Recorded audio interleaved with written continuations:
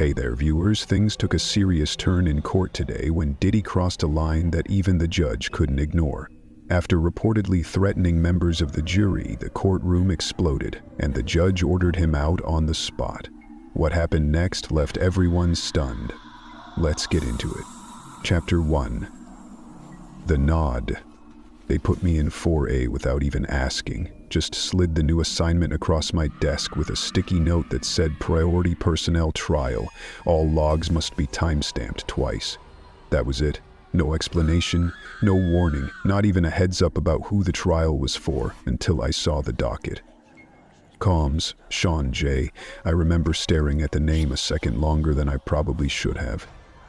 I didn't follow celebrity stuff too closely, but that name, it carried weight. The kind that made the air feel tighter before anyone even said a word. Courtroom 8A is colder than the others. Not in temperature, the thermostat's the same, but something about the space makes you sit up straighter. Maybe it's the layout, or the polished floors that still echo like they're waiting for footsteps long gone. My assigned station was directly beside the jury box, tucked between the back rail and a dusty mic that always seemed to buzz just low enough to get inside your skull. I was close enough to hear the jurors breathe, close enough to see their hands twitch whenever someone said something ugly, which happened a lot. The earpiece I wore fed me every mic in the room. Bench, witness stand, prosecution table, defense, overflow. It was a mess of sound at first. Static, shuffles, throat clears, page turns. Then the voices layered in. The judge's sharp, clipped commands, the prosecutor's tight voice, Diddy's lawyers, calm, a little too polished, and Diddy himself sitting there like he wasn't the center of all this gravity, like none of it belonged to him. The first 2 hours were testimony. A woman I didn't know, tall, calm, braided hair pulled back so tight you could feel the tension across the courtroom. She was walking the jury through something that happened in Los Angeles. A night with a balcony. The words she used weren't hysterical, that's what made it worse. They were slow, precise, each syllable like it had been practiced in the mirror, or maybe buried for too long and now it was bleeding through perfectly shaped crack. I typed. That's what I do. My fingers moved even when my stomach didn't want to. Even when the witness said, I thought he was going to throw me, I kept typing. I had to. I noticed it about 30 minutes into her testimony. It was Diddy. He wasn't looking at the witness. He wasn't even really watching the judge. His eyes flicked, subtly, to the jury. Not all of them, just certain ones. And then, he'd nod. Not a big nod, not the kind you do when you agree with something. These were smaller, slower, like beats, like he was counting time. One nod, then nothing. 10 seconds later, another, to a different juror. Then again and again, each one spaced out. No expression, no raised eyebrow, no hand movements, just that slow, downward bob of the head, like the beginning of a bow that never finished. I tried to ignore it at first. Maybe I was tired, maybe the lights were playing tricks on me. Those overhead fluorescents that always flicker just once every 30 minutes, like they're breathing. But then juror number 4 shifted in her seat. Just a little. She crossed her arms. A second later, juror number 9 scratched the back of his neck, and I swear when he looked up, he wasn't looking at the witness anymore. He was looking at Diddy. I opened a side file on my terminal. We're not supposed to do that. Everything is supposed to go in the official transcript. But I've been doing this a while, and when something doesn't sit right, you log it quietly. I've done transcriptions for classified military proceedings before. Even had one session where all the witnesses were silhouettes behind a privacy screen. But none of that made me feel the way this did. In the side file, I typed 10:14 and 23 seconds. AYM. Subject. Nods once toward juror 4. No verbal expression. Juror shifts arms. 10:16 and 1 second AYM. Subject nods toward juror. 9. Juror scratches neck, glances toward defense table. I kept typing. One nod, a pause, a shift. Sometimes no reaction, sometimes a reaction I couldn't be sure about. But the rhythm started to feel familiar, like a loop. I checked the timing again. 7 nods in 21 minutes, each one falling on the same beat interval. Not random, not reactive. Rehearsed. I didn't like that word in my head. I tried replacing it with habitual. That sounded more legal, less paranoid, but it didn't fit. Habits aren't measured like this. They don't line up with testimony the way these nods did. Every time the witness said something about fear or control or silence, there was the nod. Just a second later, as if confirming, not to the room, to someone specific. Juror 2 finally looked away, not from the witness, from Diddy, like he didn't want to keep making eye contact. That's when I started feeling it too, the air getting tighter, my keys clicking louder than before. Even the microphone buzz changed pitch, like it was tuning to something else. I glanced at the judge. He hadn't said anything yet. Maybe he hadn't noticed. Maybe none of them had. That's the trick with subtle movements. If you make them small enough, long enough, people stop noticing. But I wasn't people. I was the transcriber. I was supposed to notice everything. I added more notes, more timestamps. My fingers felt colder, not from nerves, from something else, like the chill that creeps in when a window opens somewhere behind you, and you didn't hear it. Then my screen flickered, just once. A small glitch, normal for this old terminal. But it did something strange. It saved my side file automatically. That's not supposed to happen unless I prompt it. And the file man wasn't one I'd typed. He read, "Compliance sequence, HA witness rehearsal." I didn't name it that. I just stared at it. For a long time. The witness was still talking, Diddy was still nodding, the jury was shifting more now, their movements quiet, hesitant, and I sat there, fingers frozen, wondering if this trial was still live, or if we were all just acting out something that had already been decided, like a loop, like a performance we didn't know we'd been cast in.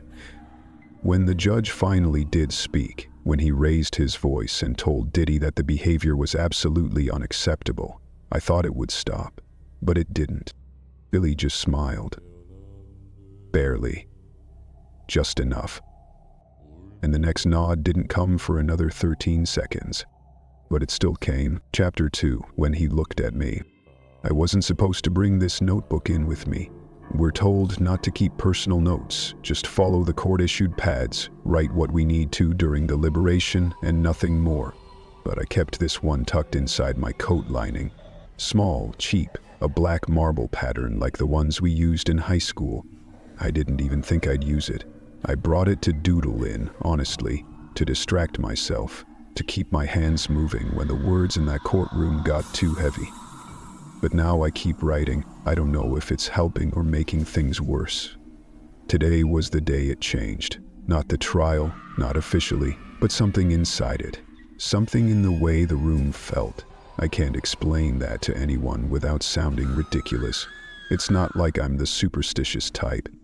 I didn't even know who Sean Combs really was until we got assigned the case. I recognized the name a little. I remembered a perfume commercial, I think. Or maybe it was a vodka ad. Everyone else seemed more shocked than I was. But when we were all brought in and told what this was, what kind of trial this would be, I figured, okay, I can handle this. It's court. It's evidence. That's what I was told to focus on. But I wasn't prepared for what it felt like to be looked at. Not seen, looked at. There's a difference. It was during the second testimony. The one with the woman who kept her voice so steady it made me feel like I should sit straighter just to match her tone. She talked about nights in LA, and a balcony, and a hand on her wrist. She said he didn't scream, he didn't rage, he just held her there. over the edge, like she was a decision he hadn't quite made yet. The court was still, my stomach clenched. I tried not to react. You're told to stay neutral. No gasping, no frowning. But I could feel something crawling behind my ribs. That's when it happened. I glanced toward the defense table, just out of habit, just to see who was paying attention. And he was already looking at me. Diddy, he was watching me with this stillness I can't put into words. Not judging, not angry, just watching, like I was part of the show. Like I was a camera lens he was feeding a performance to. Then, slowly, deliberately, he nodded. But not fast, not like hello, not like I agree. It was timed, like a cue. And then he looked away, like I'd served my purpose and the scene could go on. At their frozen. It wasn't fear, not exactly. I didn't feel in danger, but I felt selected, like something had been placed on me. And suddenly, I couldn't hear the witness anymore, just the sound of my own breathing and the low hum of the courtroom lights buzzing above us. That hum that never goes away. I kept glancing at the judge, the attorneys, the bailiff, waiting for someone else to have noticed, but no one said anything. No one even flinched. Later that night, I had the dream for the first time. In it, I was back in the courtroom, same lighting, same bench, same people, but I wasn't where I was supposed to be. I was seated at the defendant's table. My hands were folded neatly in front of me, and I was wearing that same black blazer I wore for jury selection. Everyone else was where they should have been. Prosecution, judge, sketch artist. But the jury box, it was empty, except for one person. Diddy. He was sitting exactly where I usually sit, leaning back, watching me, not saying a word. Then the applause started. I don't know who started clapping, but the whole courtroom joined in. Not loud, controlled, like they'd been told when to clap. A studio audience. And Diddy just nodded, once, just like he had earlier. And I woke up sweating, with that sound of applause still in my ears and my heart beating so hard I had to sit up in bed and count my breaths. I told myself it was just my brain processing the day. I told myself dreams are just leftover static. I even Googled it. Jury duty dreams meaning. All the results were jokes. But the dream happened again, the next night and the next. Always the same courtroom, always me on trial, and always him in the jury box. Sometimes the charges changed.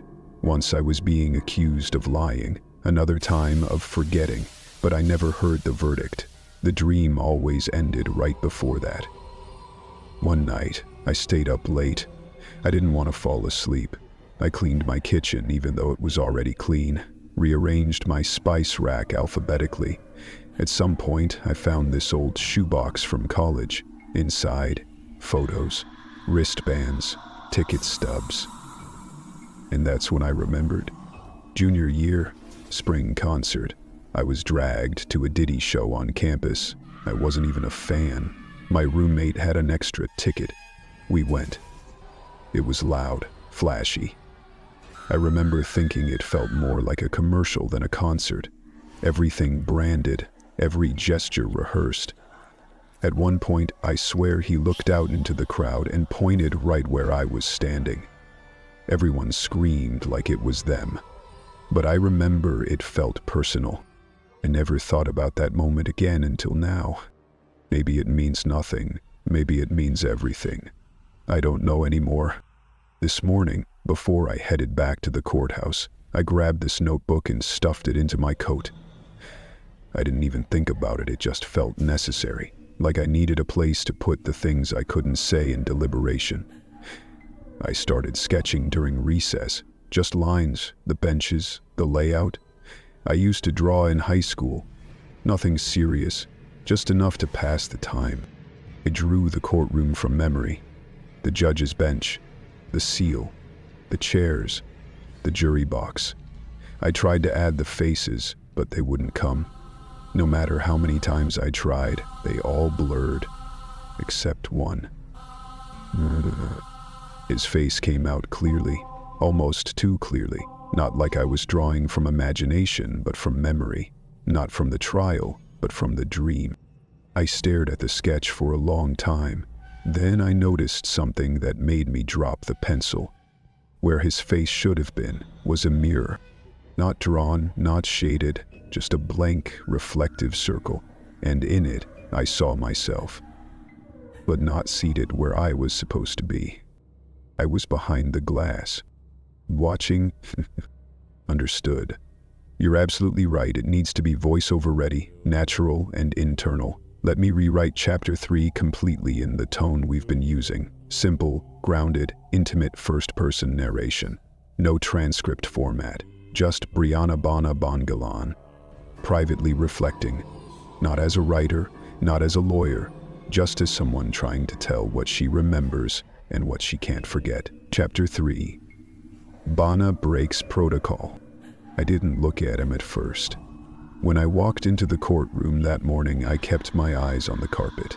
It had that weird reddish color like an old theater, the kind you don't notice unless you're trying hard not to look anywhere else. I sat down, straightened my blazer, folded my hands the way I practiced. I reminded myself I was ready, that I had every answer memorized. I told myself he wouldn't rattle me, but when I took the oath and turned toward the jury, he was already looking at me. He didn't blink. He didn't flinch. Just watched me like he was waiting for a punchline he already knew was coming. And then he smiled, just a little. Like he was ahead of everyone. Like he was the only one who knew how this scene was supposed to end. They asked me about the balcony, of course they did. That's what they wanted first. The most dramatic part. I told them what I remembered. That I was standing by the window. That he came in quiet, not storming in, not yelling, just quiet. That he walked over and grabbed me by the wrist, pulled me toward the railing. I told them how his hand was too calm, like he wasn't angry, like he was doing something routine, something he'd done before. They asked what he said. I told them he said, "Don't look down, just look where you go when I say so." My voice didn't shake when I said it, I made sure of that. But inside, I felt like I was falling all over again. And then I looked at him. I know I shouldn't have. I told myself I wouldn't, but I looked at him. And he was looking at me, already, like he'd been waiting for that exact second. Like he knew the script better than I did. Then he mouthed it. Her name, Benna? No sound came out, just the shape of it on his lips. And the way his eyes locked on mine when he did it, like he was reminding me that no matter what I said on that stand, he still had a piece of the truth. I didn't. I felt my pulse slam into my throat. My hands gripped the seat. For a second, I couldn't hear the courtroom. Everything just went flat. No voices, no papers, no footsteps. Just him and me and that one word he didn't say out loud. I almost said it myself. I almost stopped the whole thing right there and asked out loud, "Did you just say my name?" But I didn't. I looked back at the jury and kept talking. I wish I could say I was strong in that moment, that I pushed through. But it didn't feel like strength. It felt like survival. The defense tried to twist it like I knew they would. They pulled up some photo from a party, asked if I had been drinking, asked why I waited to say anything, asked if I remembered what I was wearing, and answered everything, calm, flat, just like they told me to. But while they talked, I could feel the jury shifting. Not all of them, just a few. One of them, the woman in the back left, she started blinking a little too much. Her pen stopped moving halfway through my answer. She kept glancing toward him. Another guy crossed his arms and leaned back, like he was starting to wonder if maybe I was making it up. It was a terrible thing, knowing the truth and still seeing people weigh it against someone else's charm. Because that's what it is, right? He doesn't have to yell, he doesn't have to threaten.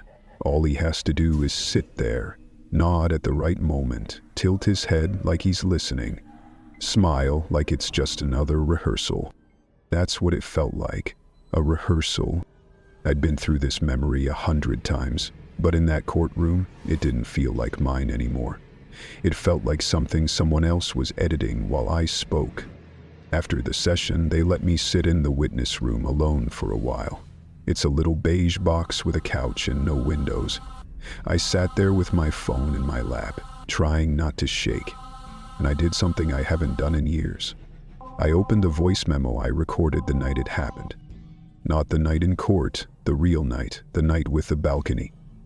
After I got home, when Cassie went to bed and I locked myself in the bathroom and whispered everything I remembered into my phone, just to get it out of me. I hadn't listened to it in years, but I needed to hear my voice again. I needed to remind myself that I'd told the truth before anyone ever asked for it. Only the file was gone. Just gone. The folder was still there, labeled balcony, but inside, the voice memos were all corrupted. White noise, static. One had a weird pulsing sound like breathing through a plastic bag. The last one, it wasn't even a recording. It was just a black screen with one message in white letters. Playback pending. All scenes rehearsed. No app name, no file size, no way to delete it. Just that one message. Underneath it was a symbol, a spiral. It was the same spiral I saw behind Cassie's mirror, back when we were still friends, before everything went dark. There was a long mirror in her hallway, cheap from some home goods place. One night after a party, I passed it and saw something etched into the back, like someone had carved it into the wood behind the glass, a spiral. Long, slow, curling inward. I asked her about it. She told me not to look too long, said it was a house rule. Back then, I thought she was joking. Now, I don't. I tried sketching it once, from memory. The spiral, the mirror, the room. And every time I tried, I'd get to the part where he was standing behind me, and my hand would stop. I could never draw his face. It wasn't rage I saw on that balcony. It wasn't panic. It wasn't even hate. It was something colder. Like he wasn't trying to hurt me. He was trying to see if I'd remember. And the part that keeps me up at night is that I almost didn't. I almost convinced myself I made it worse in my head. Until I looked in the courtroom and saw his lips move. And I heard my name in my bones. Chapter 4. The Bailiff That Blinked Wrong. I've been working courthouse security for 12 years, and I've never had a case get under my skin like this one. Not even the murder trials, not even the ones with bloodied shirts entered as evidence and families sobbing in the second row. Those were loud, violent. You knew where the lines were. This one's different. Quiet. Too quiet, like the whole room is holding its breath and nobody wants to be the one who lets it out first. I'm Officer Deshawn, stationed back left, near the defendant's exit door. That puts me within clear view of the defense table. Close enough to see hands twitch, close enough to catch things that don't show up on the cameras. That's why I noticed it.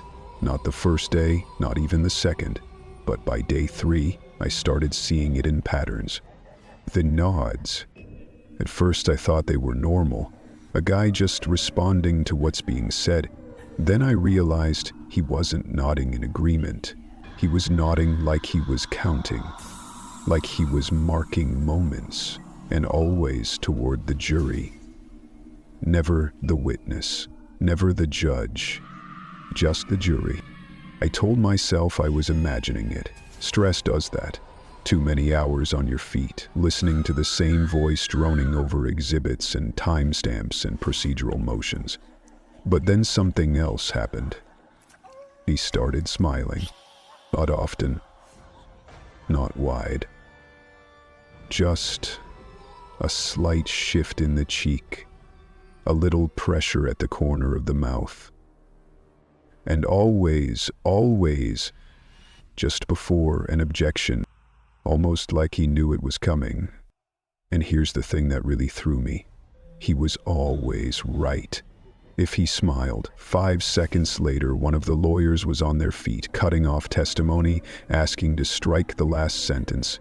Every time, like he'd read ahead in the script. That's what it started to feel like. A script. Like we weren't really holding a trial, we were reading lines. He already knew the rhythm, the beats, where to pause, where to stare, where to blink, but not when to look at the judge. Because he never did. I watched him for hours, tracked every line of sight, and he never once turned his eyes toward the bench. It was deliberate, like the judge didn't matter, like the real authority was elsewhere. It unsettled me so much I found myself asking around. There was another bailiff, Martin, who'd been on this assignment before me, only lasted 1 day. Took a sudden reassignment to parking violations court. No explanation. Just packed up and transferred. I asked the clerk if he'd left anything behind. She gave me this thin gray notebook from his locker, said it looked like junk. Inside were pages of courtroom seating charts, not labeled the way we normally do, not by initials or badge numbers. These had symbols, circles within circles, rows of lines shaped like antennae, arrows pointing to juror seats, but the numbers were backwards, like they'd been written in a mirror. One sketch showed the entire room flipped. Witness stand on the left, jury box on the judge's dais, and in the center, a spiral, drawn in thick black ink, almost carved into the paper. I stared at it for a long time. Didn't know what I was supposed to be seeing, just knew it felt wrong.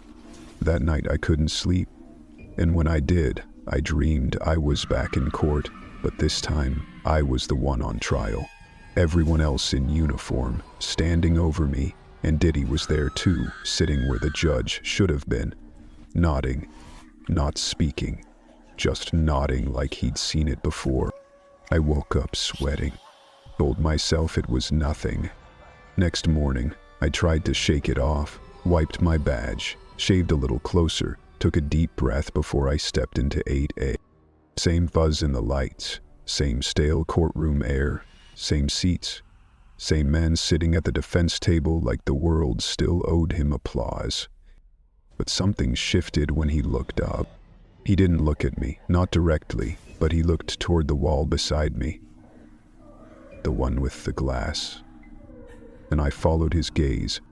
There's a small mirror mounted near the jury box, angled so you can see around the corner toward the witness exit. I've passed it 100 times and never paid attention to it.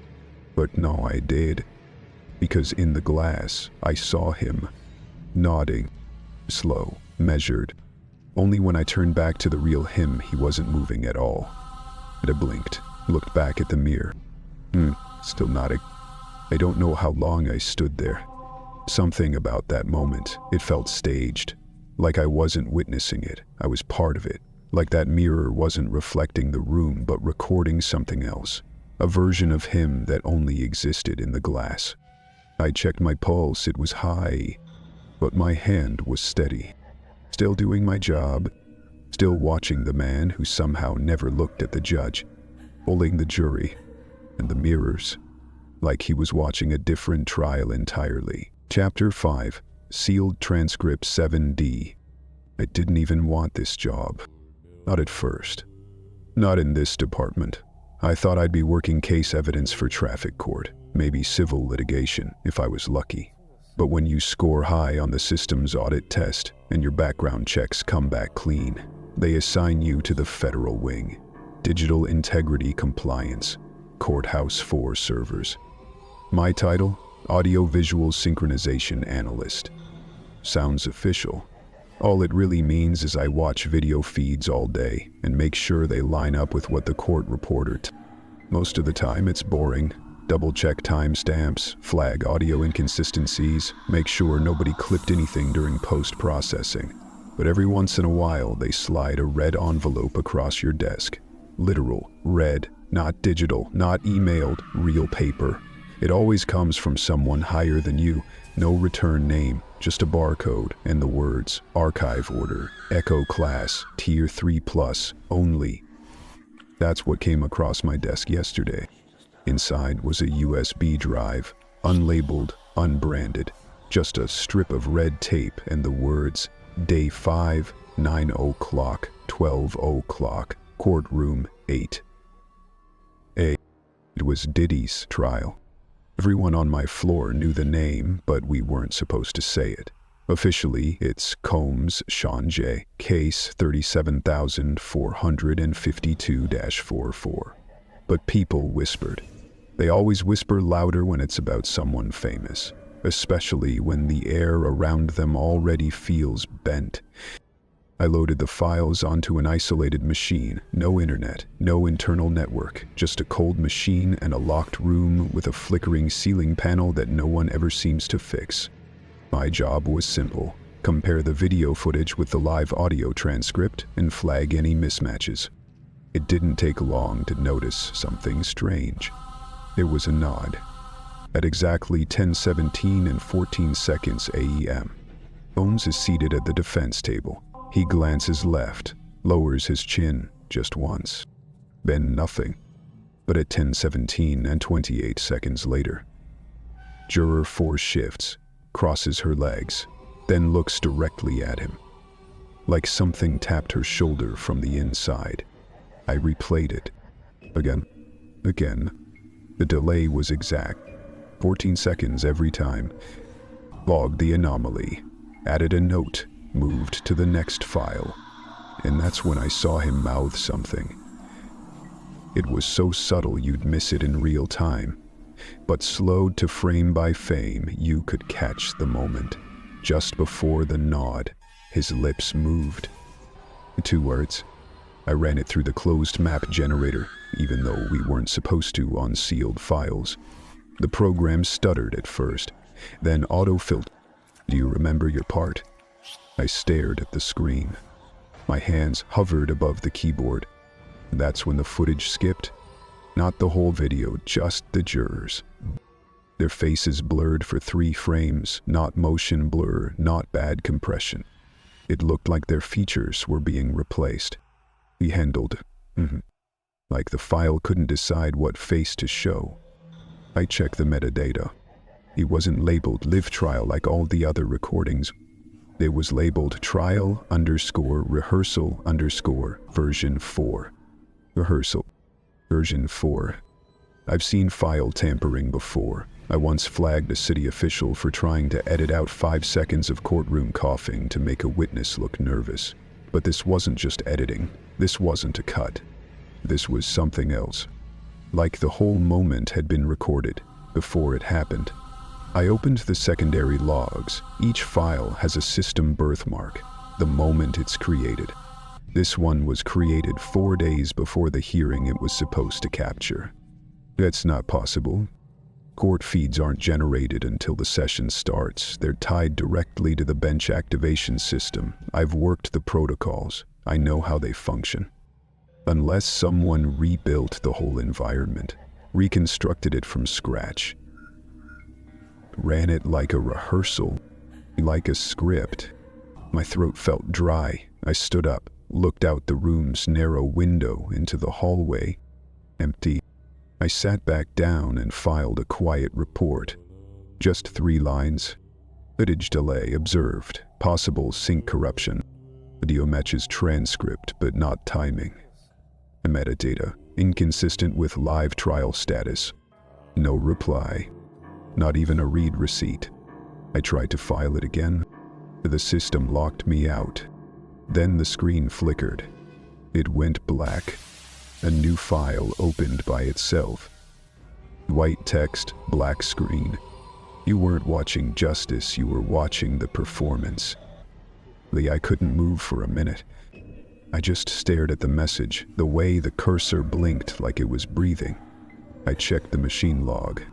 The file didn't come from the USB. It didn't come from the server. It came from inside this machine, from a hidden partition I didn't create. Then I saw the final entry, a new video file. Tomorrow, named analyst_terminal log_7D move. I opened it. It showed me, sitting at this exact desk, typing the report I hadn't finished yet, wearing the same sweater, same badge. But in the reflection behind me, in the darkened window I never noticed until now, there was someone else, standing over my shoulder, smiling and nodding. Chapter 6. The Warning. I'd been wearing this robe for 19 years. Sat over murder trials, espionage cases, tech fraud that stretched across half the planet. I've sentenced men twice my size to die in prison, and done it without my voice shaking. I've read statements from victims that tore my stomach open and closed it again, all without blinking. But I've never felt a room like this one. Courtroom 8A doesn't breathe right. The air in here is always a little too still, like the walls are holding their breath. You learn to ignore it. You ignore a lot in this job. The headlines, the protests, the cold stares from both sides of the aisle. You do what you're here to do. Maintain order, render judgment, and keep your own humanity out of it. But lately that line's been moving, and this trial has pushed it further than I've ever seen. I'd already seen the reports before it began. Knew the cameras would be parked outside. Knew every word that left my mouth would be sliced into clips and dissected by people who'd never step foot in my courtroom. But this wasn't about media. This was about him, Sean Combs. He doesn't flinch, he doesn't interrupt. He doesn't even whisper to his attorneys unless it's a strategic glance and a single nod. He just sits, present but not. Quiet but not absent. Calm but never passive. I noticed it early. The nods, subtle at first. I thought maybe I was reading too much into it. But I've studied men like him. I've sentenced them. I know performance when I see it. And these nods? They weren't just mannerisms. They were cues. To who I couldn't say at first. But on day 5 during a cross-examination, I caught something I haven't been able to unsee. Juror 3 mouthed something back. I didn't hear it. No one did. But I saw it. Clear as the light coming through the skylights. Combs looked up, nodded once. Juror 3 shifted, then moved his lips, and then froze, like nothing had happened. The attorneys didn't catch it. The court reporter didn't stop, but I did. My gut clenched, and I remembered something I hadn't thought about in years. It was 2014, a case involving a financial ring tied to foreign laundering. One of the accused had smiled at the jury every single day. I ignored it. We all did. Until the final day when the verdict came down and the jury wept, not in relief, in guilt. Some said afterward they felt like they weren't delivering their own decision, like it had been spoken through them. I thought it was stress, pressure, nerves. I don't know anymore. I had a dream the night after Juror 3 mouthed those words. I was standing at the bench, same robe, same gavel, but the courtroom was different. Wider, no exit, just rows and rows of chairs that stretched into blackness. The jury were children, all of them, dressed in suits too large, tiny hands folded over yellow legal pads, and they all nodded.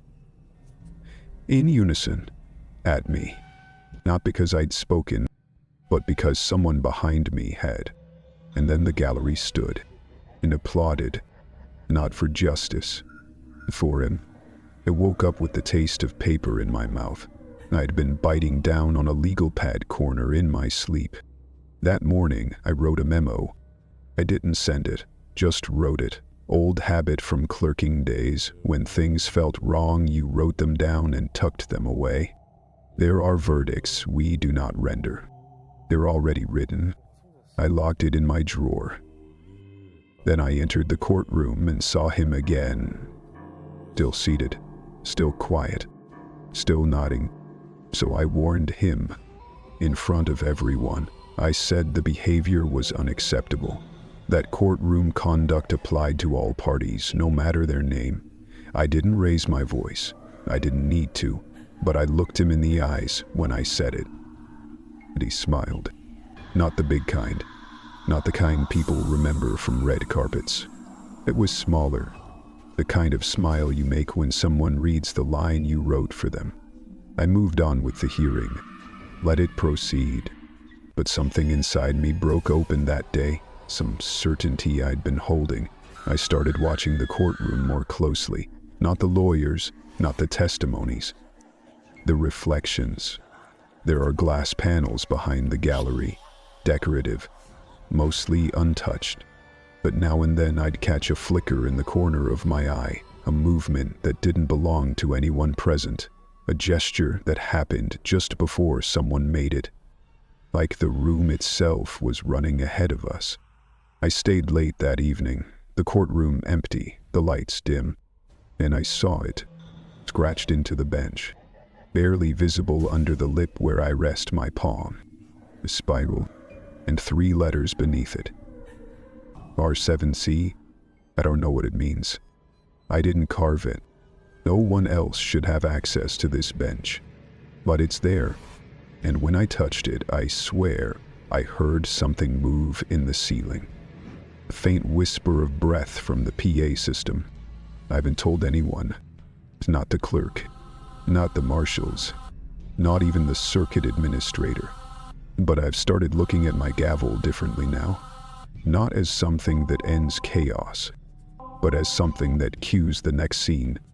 And I wonder, truly wonder, if I'm still the judge, or just one more line in a script I never got to read. Chapter 7. Playback pending. I've been working archives for 15 years. Nothing glamorous. Mostly backlog deposition footage, evidence handling logs, courtroom feeds, bureaucratic dust. I'm not field trained. I don't carry a badge or a gun. My job is just to organize digital remnants of other people's traumas, give them timestamps, metadata, order. That's how memory survives in a courtroom, through categorization, filing truth into manageable folders. I never wanted to be part of the story. They called the project Education Initiative Materials. No one said whose initiative it was. The drives came in brown evidence boxes, sealed with red tape and cleared for level 4 eyes only. There were over 600 hours of footage. No transcripts, just labels like Cycle 2, Rehearsal Review, and Compliance Loop, Tier B. Most files were corrupted, others had missing timestamps or audio overlays that didn't match the video lengths. I was told to catalog everything and flag any references to OWLAG or satellite transfers. Nothing else. The footage was difficult. The earlier cycles, labeled Blue Tier, were just classroom recordings. Or so they seemed. Girls in uniform reciting affirmations, practicing smiles in front of mirrors. Some of them were clearly struggling, biting their lips, hesitating between lines. One tape showed a girl pausing mid-sentence, whispering something that didn't match the script. When I slowed it down, I caught the words. I used to have a real name, but it was the red cycle tapes that disturbed me most. These weren't educational at all. They were recordings of ritual compliance rehearsals. Each clip began with the phrase, "Playback ready," flashing in the corner, followed by a synchronization tone that seemed to cue each child into recitation. No instructor, no interaction, just the camera. And the mirror. Always the mirror. Girls speaking in rhythm, smiling on command, ending every clip with the same words. I remember it differently now. Thank you. I flagged dozens of anomalies and compiled them into an encrypted bundle for the legal team. Then I reached the final tape. No label, just a string of characters in the file name. Hex 773A, reflect compliment _7. I hesitated. Something about that tag felt off, like it wasn't assigned by our department. When I tried to open it, my terminal crashed. The entire screen went black, then flashed white, then black again. I thought the system had shorted. I reached for the shutdown switch, but the monitor flickered back on without warning and began playing a clip I hadn't queued. The footage showed a girl in uniform, standing alone in a narrow, mirrored hallway. She wasn't reading, she wasn't performing. She was looking straight at the camera. At me. "You were there too?" she said. "You archived it." My breath caught. I tried pausing the file. The controls were gone. The girl stepped closer. "You logged us. You time-stamped obedience, and you filed our memory under compliance." I stood up, heart pounding, staring at the screen. My own reflection stared back faintly in the monitor glass, but it was delayed, a half-second lag, like the reflection was deciding whether or not to follow me. The screen froze on the girl's face, then went dark. A new folder appeared on my desktop. Playback pending, cycle 0. No one had ever mentioned a cycle 0. I clicked it. Inside, one file. A mirror image of my own archived footage log, but corrupted. Every girl's name replaced with a title.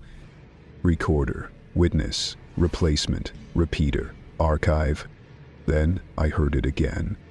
Voice. Not through the speakers. Inside the room. Behind me. "You remembered us wrong. That's how the system worked." I turned around. No one. And then I saw the mirror. Not on the screen, on the wall. A faint red line had appeared, smeared across the glass. It read, "Inflection compliant, playback pending." I stepped closer. My reflection smiled before I did. Ever since, I haven't gone home since. I submitted a report, sanitized and clinical, just like they wanted, but I also wrote a second memo. One I didn't file. The archive isn't storage, it's choreography. These tapes aren't records, they're rehearsal marks. And someone, maybe me, was tasked with syncing memory to playback. The footage was never for court. It was for compliance, for reflection. I used to believe my job was about preservation. Now I think it was about performance. And my terminal still blinks. Every night at midnight. Playback pending. Chapter 8. The final class list. Transcript of leaked audio file titled Final Cycle Statement Archived Echo MP4 first uploaded anonymously to a secure drop server. Confirmed voice match. Ms. Amina B. Former OLAG faculty. Presumed missing since 2016. Transcription verified. If you're hearing this, it means the drop was successful. I've tried 3 times before. Each one vanished, erased, like I was never here. Like they were never here. I'm recording this from a motel off the N1 highway, about 2 hours outside Johannesburg. The walls are thin, the lights hume even when they're off. But it's quiet enough for now. I don't have much time. I know what happens to the ones who remember too clearly. They say we lost the thread. That's the phrase they use. They call it emotional exhaustion. They send you home with nothing. No pension, no press, no trace. But I didn't lose the thread. I followed it, all the way down. I was a teacher. At least, that's what the contract said. Life Skills Coordinator, ALLAG, Year 5 intake. We were told we were shaping the next generation of leaders, that we were saving them, uplifting them. But behind the words were rituals we weren't supposed to question. Exercises we weren't allowed to explain. They called them mirror rehearsals. We weren't training intellect, we were training obedient memory. Memory that could be reshaped through repetition and reflection. Every morning, the girls would recite affirmations, but not just affirmations, whole rehearsals of alternative truths. and was rescued, and grateful. I remember it differently now, thank you, over and over, until they believed it, until they had to believe it, because forgetting wasn't allowed, not completely, just recolored, muted, shifted into harmony. You know those interviews they do, the ones where the girls smile so bright it almost hurts to watch? I trained those smiles. I watched girls cry through them during rehearsal, only to smile perfectly on camera days later. We weren't teachers, we were conductors, and the girls weren't students. They were instruments, each one with a part to play. I used to keep a folder, hidden, tucked behind my old desk, under the floorboard where the mirror didn't reach. It wasn't full of grades or attendance sheets, just observations. Little notes about the ones they said were not compliant. They didn't get punished. They didn't get expelled. They got let go. Not to their families, not to new schools. Just let go. One of them, Naledi, used to draw during her breaks. She always drew herself from behind, always in front of a red door. I asked her once why she never drew her own face. She looked at me and said, "I don't know what it's supposed to look like yet." Another girl, Dandiwe, stopped talking entirely in her third term. She didn't fail. She was marked reflection complete and transferred. We never saw her again. After they left, their rooms were cleared within hours. Their mirrors were replaced, their beds remade, as if they were never there. One day I asked the program director why we didn't keep graduation photos for every girl. He smiled and said, "We only photograph the final performance." That's when I began collecting names, or trying to. But names have a way of dissolving here. So I made a list, not of names, of roles. Roles we were never supposed to acknowledge. I mailed a copy of that list to 3 different places. I don't know if it'll reach anyone, but I need to speak it out loud before I disappear too. This was the final class list. The recorder, the replacement, the archive, the performer, the witness. There were others, I think, but these were the ones they rehearsed over and over. The ones who didn't just learn the cycle, they became it. They were the rehearsal loop, the emotional pattern, memory trained into compliance until it could be played back on cue. Do you think they went missing? They didn't. They were rehearsed out of memory. And when you try to remember them, your mind goes quiet, doesn't it? Like the sound was turned off.